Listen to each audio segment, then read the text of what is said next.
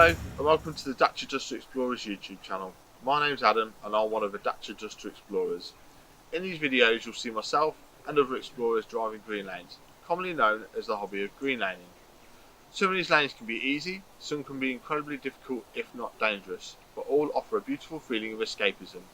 If you have any doubt about the green lane you're driving, get out and walk the lane first, making a mental note of places to turn around a period and thinking about strategies to overcome difficult sections, because reversing after a failed attempt to get along the lane can be incredibly difficult and very risky. We abide by the Green Lane Association Glass Code of Conduct for driving these lanes and respect all others using the lanes, including horse riders and walkers, as we all have a part to play in keeping these routes open for everyone. If you're thinking of green laning yourself, please consider joining the Green Lane Association to help fight to keep these lanes open and to help you understand more about this hobby. They also have a Trailwise 2 website which will significantly aid in your planning. Please don't forget to like and subscribe to the YouTube channel to get updates on new videos and check out our previous massive video collection.